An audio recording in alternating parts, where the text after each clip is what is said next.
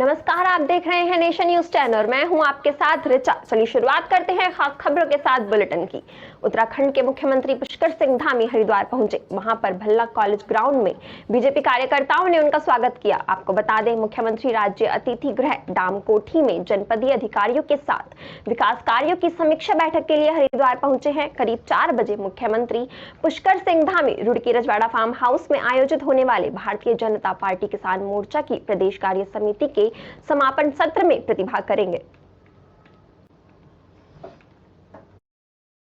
विकास कार्यों की समीक्षा के साथ साथ अभी जो चारधाम यात्रा प्रारंभ हो रही है और चारधाम यात्रा में आने वाले सभी हमारे जो यात्री हैं, श्रद्धालु हैं, क्योंकि उनका एक बड़ा केंद्र हरिद्वार होता है, तो हरिद्वार में सभी प्रकार की व्यवस्थाएं ठीक हों, क्योंकि यात्रा यहीं से प्रारंभ होती है। और मैं कहूँ तो चारधाम यात्रा का एक केंद्र बिंदु भी ये है, तो उन सभी व्यवस्थाओं को देखना है। क्योंकि ऊपर भी कल मैं जोशीमठ में था, वहाँ के लोग यात्रा के लिए तैयार हैं। रुड़की में उत्तराखंड के मुख्यमंत्री पुष्कर सिंह धामी बीजेपी किसान मोर्चा की प्रदेश कार्य समिति के समापन कार्यक्रम में पहुंचे, जहां पर उन्होंने बीजेपी कार्यकर्ताओं और किसानों को संबोधित करते हुए कहा कि देश के किसान को आत्मनिर्भर बनना होगा। सरकार ने किसानों को प्रोत्साहित करने के लिए कई योजनाएं चलाई हुई हैं। भारतीय जनता पार्टी ने हमेशा किसानों के लिए काम किया है। भविष्य में 50,000 पोली हाउस बनाने का निश्चय भी लिया गया है। वहीं उन्होंने लैंड जिहाद पर बोलते हुए कहा कि जो भी अतिक्रमण और अवैध कब्जे मजारों के नाम पर या अन्य नाम पर किए गए हैं, वे सभी हटा ले, वरना प्रशासन सभी कब्जों को हटाएगा। ये भारतीय जनता पार्टी किसान मोर्चा की प्रदेश कार्यकारिणी की बैठक थी और इस बैठक में आज केंद्र की सरकार, राज्य की सरकार आदरणीय मोदी जी के नेतृत्व में जिस प्रकार से किसानों के लिए लगातार काम कर रही है, लगातार किसानों की आय दुगनी करने के लिए अनेकों योजनाएं देश के अंदर लाई हैं। और ये जो वर्ष है, वर्ष 2023, आदरणीय प्रधानमंत्री मोदी जी के आह्वान पर संयुक्त राष्ट्र संघ ने इसको मिलेट वर्ष के रूप में घोषित किया है। तो हमारे यहाँ के भी जो प्राथमिक रूप से उत्पन्न होने वाला श्री अन्न है, उस अन्न को बढ़ावा देने का भी काम राज्य की सरकार करेगी और हमारे किसानों के सभी किसान प्रतिनिधि उसमें एक समन्वय का काम करके सेतु का काम किसानों और सरकार के बीच में करेंगे। प्राथमिक सेक्टर में हमारा जो जीएसडीपी है, हमारा जो रेवेन्यू वृद्धि की दर है, वो बढ़े, उसके लिए हम लोग काम कर रहे हैं। तो आज मैं इस अवसर पर सभी को अपनी तरफ से शुभकामनाएं देता हूं और किसानों को विशेष रूप से कि उनके सामने जो भी चुनौतियां हैं, हम लोग मिलकर सरकार और सब करेंगे। उत्तराखंड के कैबिनेट मंत्री गणेश जोशी ने हरिद्वार पहुंचकर देवभूमि में छोटे सैनिक कल्याण समिति के वार्षिकोत्सव कार्यक्रम में प्रतिभाग किया। मंत्री गणेश जोशी ने कहा कि देश की मोदी सरकार और उत्तराखंड की पुष्कर सिंह धामी सरकार पूर्व सैनिकों के लिए अच्छा कार्य कर रही है। साथ ही कैबिनेट मंत्री गणेश जोशी ने कहा कि उत्तराखंड सैनिक बाहुल्य क्षेत्र है। देश की सेना में 75% सैनिक हमारे छोटे से राज्य से जाते हैं। देश की सुरक्षा करने वाला हर 5वां सैनिक हमारे राज्य से होता है। कई सैनिक हमारे शहीद होते हैं। हमारी सरकार ने फैसला लिया है, देश की सीमा पर शहीद होने वाले जवान के एक परिजन को नौकरी दी जाएगी। अभी तक 23 लोगों को हमारी सरकार ने नौकरी दी है। इसके साथ ही सैनिकों और उनके परिवार को मिलने वाली सुविधाओं का भी हम ध्यान रखेंगे।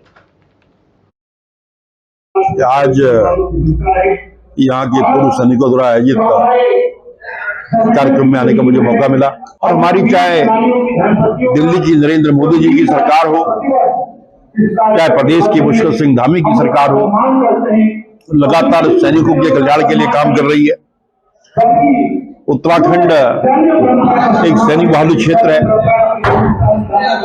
देश की सेना का 17.5% की पूर्ति हमारा छोटा सा राज्य करता है। देश की रक्षा करने वाला हर 5वां सैनिक हमारे उत्तराखंड से होता है। हमारे जवान देश की सीमा पर लगातार शहीद होते हैं। हल्द्वानी जेल में 44 कैदी HIV संक्रमित मिले हैं, जिनमें एक महिला कैदी भी HIV पॉजिटिव मिली है। इससे जेल प्रशासन में हड़कंप मचा हुआ है। इन सभी कैदियों का हल्द्वानी के सुशीला तिवारी अस्पताल में इलाज चल रहा है। जेल में HIV संक्रमित कैदियों की संख्या लगातार बढ़ती जा रही है। चिकित्सकों की माने तो HIV संक्रमित मिले अधिकतर कैदी ड्रग एडिक्ट हैं। आपको बता दें कि वर्तमान समय में 1629 पुरुष जबकि 70 महिला कैदी हैं। ऐसे में इतनी बड़ी संख्या में कैदियों के HIV पॉजिटिव पाए जाने के बाद जेल प्रशासन भी अब कैदियों की रूटीन जांच कर रहा है, जिससे समय रहते HIV संक्रमित कैदियों का इलाज हो सके। सुशीला तिवारी अस्पताल के डॉक्टर परमजीत सिंह ने बताया कि HIV मरीजों के लिए ART सेंटर बनाया गया है, जहां संक्रमित मरीजों का इलाज किया जाता है। जेल में एक्चुअल में हमारे ART सेंटर से जो टीम है वो महीने में 2 बार वहाँ पे जाती है। हमारे काउंसलर जाते हैं, लैब टेक्नीशियन जाते हैं, जो वहाँ पे कैदियों को स्क्रीनिंग करते हैं। जो पॉजिटिव आते हैं उनको वहीं पे समुचित इलाज और काउंसलिंग की जाती है उनकी। तो हमारा एक रूटीन प्रोसेस है। वहाँ जो जिस मरीज को भर्ती होने की जरूरत है उसको वहाँ के जो फार्मासिस्ट और डॉक्टर हैं वो रेफर करते हैं, उनको एडमिट किया जाके एडमिट करके उनका इलाज किया जाता है। रूटीनली वहाँ पे स्क्रीनिंग की जाती है, ट्रीटमेंट उनका वहीं पे स्टार्ट कर दिया जाता है। जेल के अंदर ही टीम यहाँ से जाती है हमारे पास ART सेंटर से। सर एक महिला भी बताई जा रही है। कितने कैदी हैं जिनको कोरोना पॉजिटिव? जितना वो आया है संज्ञान में कि 44 कैदी पॉजिटिव आए हैं और उनका इलाज किया जा रहा है। सर ये कैसे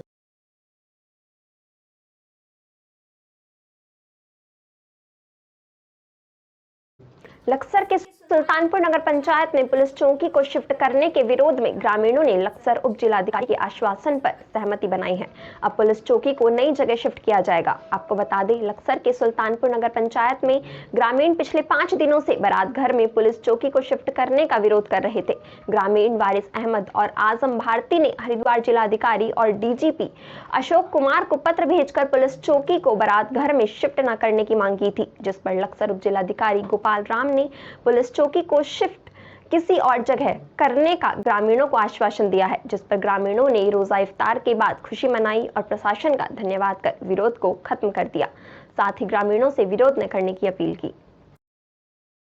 ये प्रकरण यहाँ पे चल रहा है और हमने इसी प्रकरण को लेके DM साहब हमारे जो डिस्ट्रिक्ट मजिस्ट्रेट है उनको भी अवगत कराया था, और जो हमारे लक्सर के SDM साहब है गोपाल राम बिनवाल जी, उनके पास हम इस समस्या को लेके गए थे कि कोई इस तरीके का यहाँ को कोई प्रस्ताव आया है। उन्होंने स्पष्टीकरण कहा कि कोई इस तरीके का कोई प्रस्ताव तो नहीं है, लेकिन अभी जो है ना चौकी को ट्रांसफ़र करने की प्रक्रिया यहाँ पे की जा रही थी। और जब हम लोग वहाँ पे पहुँचे तो उन्होंने कहा कि आपकी समस्या सुनी जाएगी और ये चौकी को यहाँ पे बनने नहीं दिया।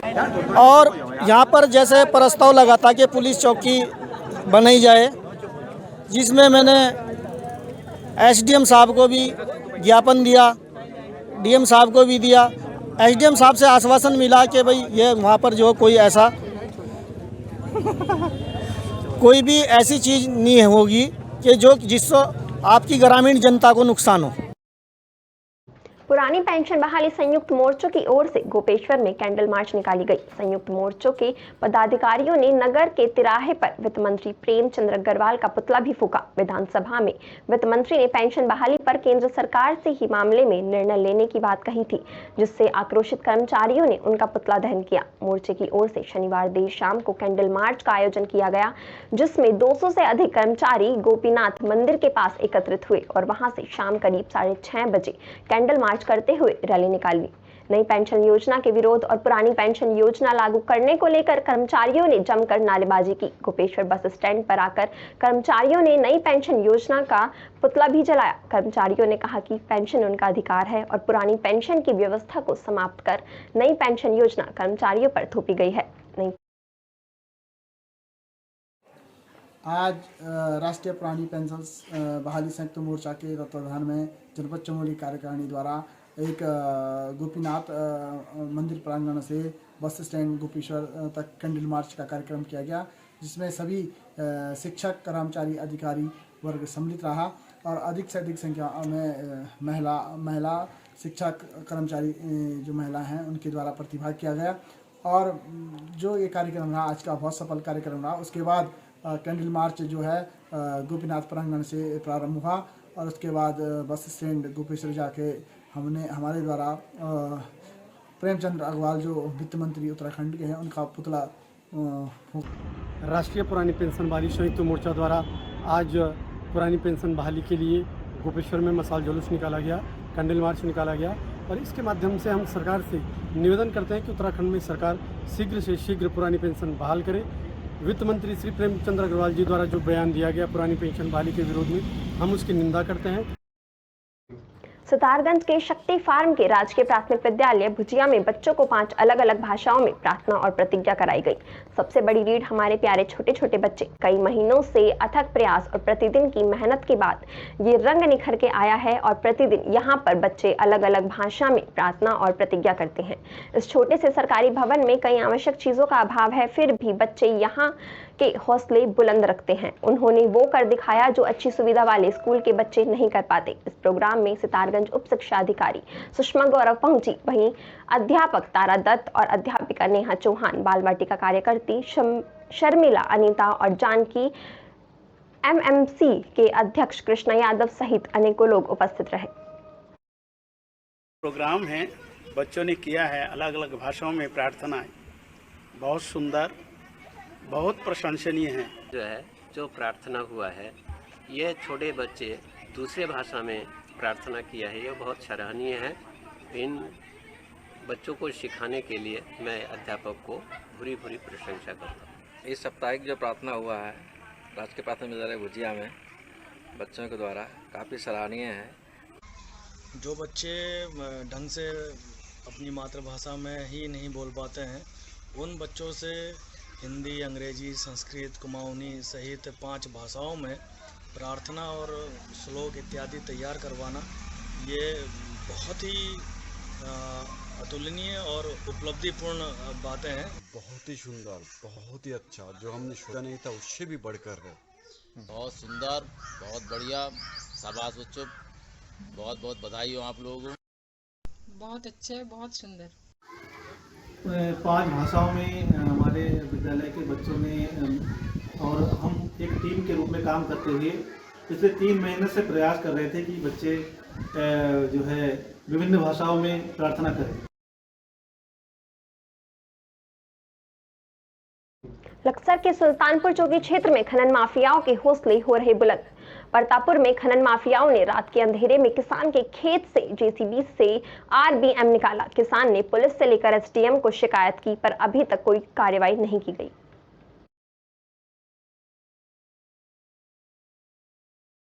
देखिए, मैंने जैसे कि मेरा पहले खेत खुदा था, मैंने उस टाइम भी शिकायत की थी, एसडीएम साहब को भी की थी, डीएम साहब को भी की थी, खनन अधिकारी को, सबको ही मैंने अपनी शिकायत की थी, जिसमें मुझे आश्वासन मिला, लेकिन कोई कार्रवाई नहीं हुई। और दोबारा फिर मेरा खेत रात में फिर खोद दिया और ये झीवा रेड्डी के पास गणपति स्टोन क्रेशर, जिनकी मिली भगत सो, उनके स्वामी ने मेरा खेत खुदवा के और अपना उसका माल उठा के अपने यहाँ डाल लिया। और मैं एसडीएम साहब से भी, डीएम साहब से भी, प्रशासन से भी मैं यही मांग करना चाहता हूँ कि इनके खिलाफ सख्त से सख्त कार्रवाई की जाए। 4:30 बजे मुझे फ़ोन आया वहाँ से कि आपके खेत में अवैध खनन लोग कर रहे हैं और उसमें जेसीबी और ट्रैक्टर चल रहे हैं। मैंने तुरंत तत्काल एकदम से वहाँ पे जो हमारे चौकी इंचार्ज है उनको कॉल किया। उन्होंने तत्काल वहाँ पे जो है ना पुलिस को भेजा और वहाँ से खनन माफिया गायब हो गए। फिर उसके बाद मैंने इसकी शिकायत एसडीएम साहब लक्सर जो हमारे गोपाल राम बिनवाल जी है उनसे की, लेकिन वो फ़ोन उस टाइम उठा नहीं पाए। लेकिन आश्वासन दिया कि उनके खिलाफ सख्त से सख्त कानूनी कार्रवाई की जाएगी।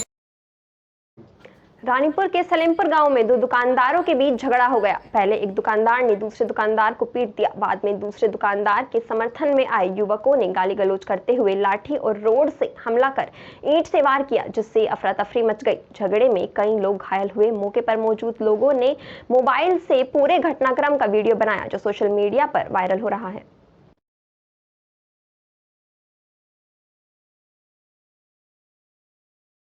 उत्तराखंड सरकार के पूर्व शिक्षा मंत्री और वर्तमान विधायक अरविंद पांडे शक्ति फार्म पहुंचे।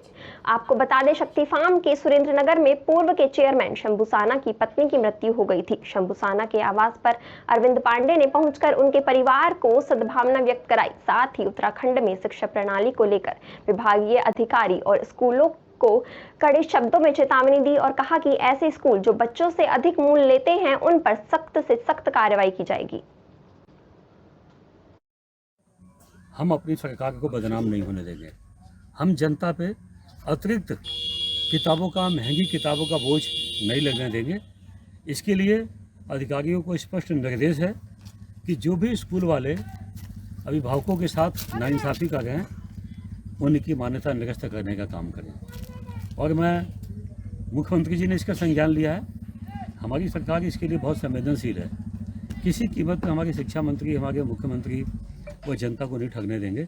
और जो अधिकारी इसमें लिप्त हैं, जो खंड शिक्षा अधिकारी हैं या सीईओ हैं अपने ज़िले में या अपने विकास खंडों में, जो लोग इस पर अंकुश नहीं लगाएंगे, ऐसे स्कूल वाले जो इस सरकार को बदनाम कर रहे हैं उनके खिलाफ एक्शन नहीं लेंगे तो निश्चित ही ऐसे अधिकारी भी उनके खिलाफ विभागीय कार्रवाई होगी।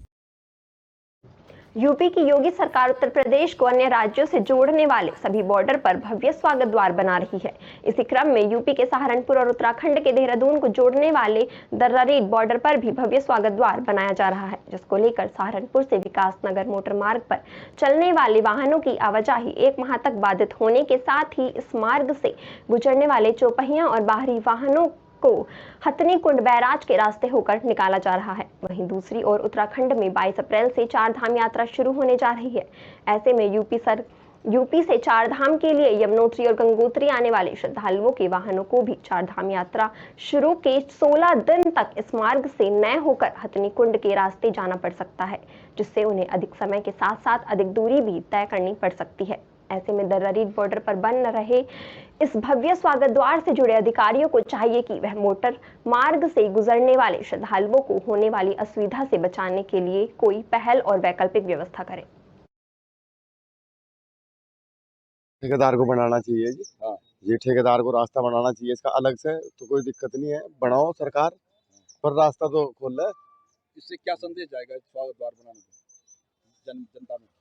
जनता में बस यही जाएगा, परेशानी वाली बात है जी, बस और क्या, परेशान हो रहे लोग। बात बना रही है सरकार, जो उत्तर प्रदेश सरकार, इससे क्या मैसेज देना चाहती है सरकार? क्या चाहती है योगी सरकार?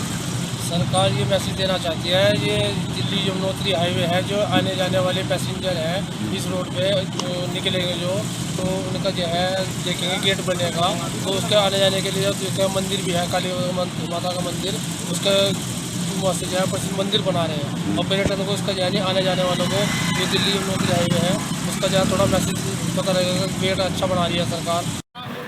हर बॉर्डर पर स्वागत द्वार बनाए जा रहे हैं। हम इस टाइम मौजूद हैं दर्रारेड पर और देखें यहाँ पर भव्य स्वागत द्वार का यहाँ निर्माण हो रहा है। आप देख सकते हैं ये लगभग 1 महीने के अंदर तैयार होना है इसको, और 1 महीने के लिए सरकार के द्वारा यहाँ पर आवाजाही भी बंद की गई है। और आपको बता दूं कि 22 अप्रैल से यात्रा भी शुरू हो रही है। 4 धाम की यात्रा है वो भी यहीं से होकर जाना है। कहीं ना कहीं उन्हें भी थोड़ी दिक्कतों का सामना करना पड़ेगा।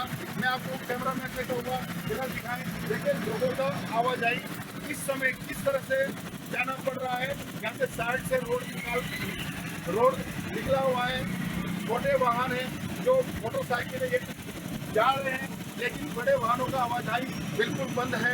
मैं इस टाइम मैं कैमरा मैन से कहूँगा जरा दिखाएं लोगों का आवाजाही किस प्रकार से हो रहा है, और अब ये स्वागत द्वार कब बनकर तैयार होता है ये हम आने वाले समय में बताएंगे। नेशनल टाइम न्यूज से विजयपुर की रिपोर्ट। ठेकेदार को बनाना चाहिए जी। हाँ, ये ठेकेदार को रास्ता बनाना चाहिए इसका अलग से। कस्बा देवबंद में बड़ा सड़क हादसा हुआ, जिसमें कार सवार दंपत्ति की मौके पर ही मौत हो गई।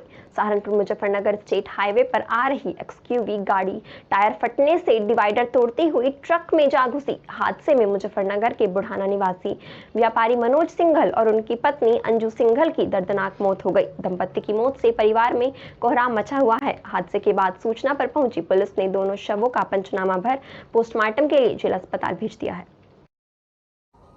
क्या नाम है? सुशील शर्मा। क्या घटना हुई?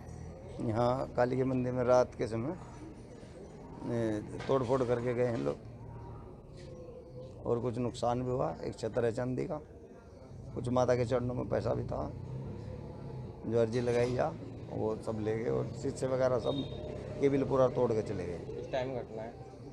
ये रात में ही हुई किसी समय। शुभम राणा। वो मामला क्या हुआ पूरा चोरी की घटना? ये सुबह पता चला जी, रात किसी ने मंदिर में, काली मंदिर में तोड़फोड़ करी जी, और एक छत्र था वो भी उतार लिया गया। वो किस टाइम की घटना है? ये तो पता नहीं, पर ये रात की घटना है जी। उसी टाइट पुलिस को दिया आपने? हाँ जी, SHO साहब को बताया, SHO साहब भी आए थे, चौकी इंचार्ज भी।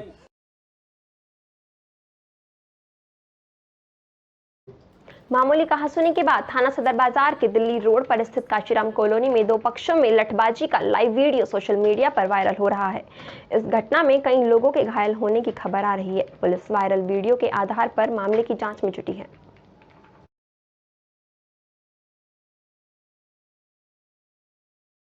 बलरामपुर के कुमसी में राहुल गांधी की संसद सदस्यता समाप्त करने और उनके निवास को खाली कराने, इस पूरे घटनाक्रम को लेकर कांग्रेसी ने बीजेपी के ऊपर आरोप लगाते हुए कुसमी के अस्थायी कांग्रेस कार्यालय में वरिष्ठ कांग्रेस के खट्टा आदरणीय बहादुर राम जी और इस कार्यक्रम के प्रभारी राजेंद्र भगत सर जी ने प्रेस वार्ता की। कार्यक्रम के प्रभारी और वरिष्ठ कांग्रेसी बहादुर ने प्रेस वार्ता के दौरान आज के प्रभारी राजेंद्र भगत ने बीजेपी पर आरोप लगाते हुए कहा कि राहुल गांधी के ऊपर ये सारी कार्यवाही द्वेषवश है। जो मानहानि की कार्यवाही की गई और जो सजा सुनाई गई वह भी नियम पूर्वक नहीं हुई। उन्होंने न्यायालय के निर्णय का सम्मान करते हुए बिना टिप्पणी के कहा कि ये जो सजा हुई है गलत हुई है। साथ ही ये भी कहा कि न्यायालय के निर्णय के बाद तत्काल उनका निवास खाली करा दिया गया, जो ऐसा प्रतीत होता है कि कहीं ना कहीं प्री प्लानिंग के साथ ये काम हुआ है। जो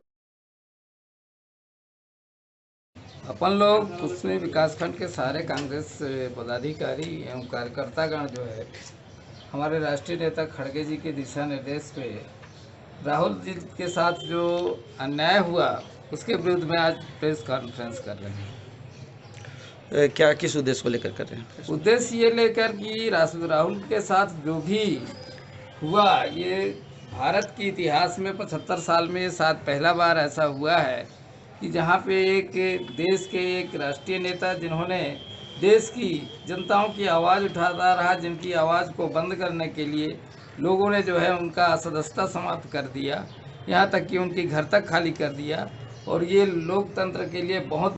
आज प्रेस कॉन्फ्रेंस करने का मैंने मुख्य उद्देश्य ये रहा है कि देश में राहुल गांधी की जो आवाज़ है उसको दबाने का काम मोदी सरकार के द्वारा कर रहे हैं। मोदी सरकार को देखिए, संसद में बैठे जब भी आवाज़ उठाते हैं तो कभी उनका माइक बंद कर दिया जाता है और अडानी को बचाने का कार्य किया जा रहा है। भाजपा पूरी तरह से डरी हुई है और उनकी जो सदस्यता रद्द की है उसके लिए आज हम लोग प्रेस कॉन्फ्रेंस कर रहे हैं और उसके लिए निरंतर हम लोग आवाज़ उठाएंगे। आज देख सकते हैं कि भाजपा किस तरीके से राहुल गांधी से डरी हुई है। आज यहाँ तक ये नौबत आ गया है कि उनको उनका घर, उनका बंगला खाली कराने को कहा गया है, लेकिन ऐसा नहीं है। हम उनके साथ हैं, राहुल गांधी के साथ हैं और देश के हित में बात करेंगे। और भाजपा सरकार अभी 2023-24 की जो लड़ाई है इसमें वो फेल खा रही है। इसको लेकर आज हम लोग सारी लड़ाई अडानी को बचाने का है और जिस प्रकार का राहुल गांधी के साथ मोदी सरकार, उनके जितने भी सीनियर सिटीजन हैं, जिस प्रकार उनको दबाने की कोशिश कर रहे हैं। 2024 का जो चुनाव है, जिस प्रकार से अभी कश्मीर से कन्याकुमारी तक राहुल गांधी का माहौल देखने को मिला, इससे भाजपा सरकार पूरी तरीके से डरी हुई है। इसलिए उनके साथ रातों रात तत्काल उनको सदस्यता रद्द कराया गया, उनको बंगला का खाली कराने का आदेश दिया गया और इसी प्रकार उनको अभी 8 साल का उनका जो चुनावी वो है लड़ने का, उनको रद्द कराने की उनकी मांग है। कुछ दिन पहले रामानुजगंज विधायक बृहस्पति सिंह का सोशल मीडिया में बैंक कर्मी के साथ मारपीट का वीडियो वायरल हुआ था। इस मामले में अब तक एक नया टर्निंग पॉइंट आ गया है, जहां विधायक बृहस्पति सिंह ने सहकारी बैंक के बैंक कर्मियों के साथ मिलकर समझौता किया कि आगे अब किसी प्रकार की कोई कार्रवाई नहीं की जाएगी। वहीं विधायक बृहस्पति सिंह ने जिला सहकारी बैंक कर्मियों को मिठाई खिलाकर उनका अभिवादन किया। देखिए, 3 तारीख के मुझे किसानों द्वारा कुछ शिकायत बैंक संबंधित आया था और मैं जब गया तो काफ़ी बैंक में भीड़ था। ये बात सच है कि हमको दोनों की पक्ष सुन लेना चाहिए था, किसानों को और बैंक का, इसके बाद कोई बात करना चाहिए था। मेरे से भी भूलवश या आवेश में आकर जो बैंक कर्मियों के प्रति जो मैंने जो किया, मुझे बेहद अफसोस है, जो हमें नहीं करना चाहिए था। इसके लिए मैं खेद व्यक्त करता हूँ और जिन मीडिया के साथियों ने जो सारी बातें दिखाएं उनको भी धन्यवाद देता हूं कि जागरूकता के प्रतीक है, पहचान है। और वो बच्चे वही बच्चे हैं जो हमारे गांव के ही बच्चे हैं और दोनों बच्चे हमारे पारिवारिक संबंध भी है और कहीं से भी कोई ऐसी बातें नहीं है। आज दो लोगों ने इस बात का भी खेद व्यक्त किया, हमारे बच्चों ने भी जो बैंक में काम करते हैं, कि हम लोगों से भीड़ के कारण आपसे संपर्क नहीं हो पाया, जो कहीं न कहीं कन्फ्यूज हम लोग हुए थे और इसके लिए हम लोग अफसोस है कि हम लोग का एक पारिवारिक संबंध में बिखराव होता है और ऐसी परिस्थिति में हम समझौता चाहते हैं। तो ऐसी स्थिति में हमारे छोटे बच्चे हैं, हम लोगों ने ही इनको बैंक में लगवाया है, तो ऐसे बच्चों को हम माफ़ करते हैं, क्षमा करते हैं और मेरे से भी हुआ उसको भी मैं खेद व्यक्त करता हूं और आज के बाद ये सारे मामले का पटापेच करते हैं। कहीं से भी हमारी समझौता सारी तरह से बातें हो गई है और सब लोग का अब जो बैंक का समय रविवार के बाद सोमवार से अपने अपने काम पे सभी लोग वापस जाएंगे।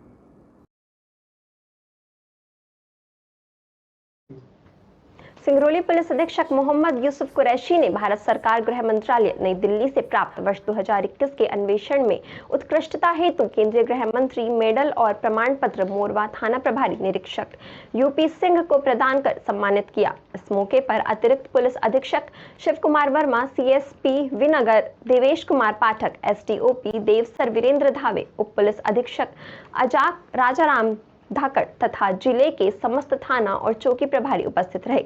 विदित हो कि वर्ष 2018 में तत्कालीन पुलिस अधीक्षक विनीत जैन के निर्देशन में अमलोरी बस्ती में मासूम 8 साल की बच्ची की हत्या के मामले में निरीक्षक यूपी सिंह ने हत्यारिन नानी को गिरफ्तार कर न्यायालय में पेश किया था।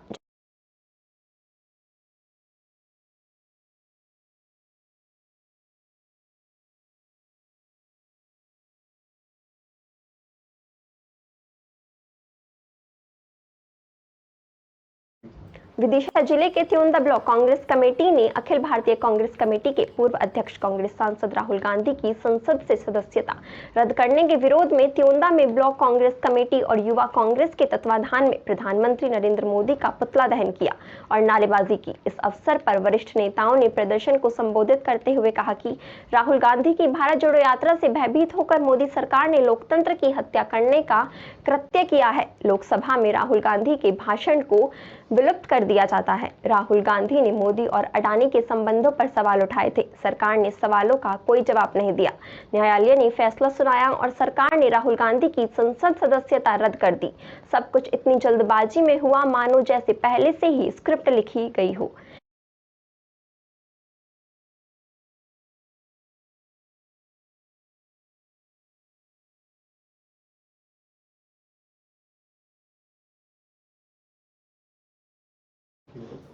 ऐसे ही देश और दुनिया की तमाम बड़ी खबरों के लिए देखते रहे नेशन न्यूज़ 10। नमस्कार।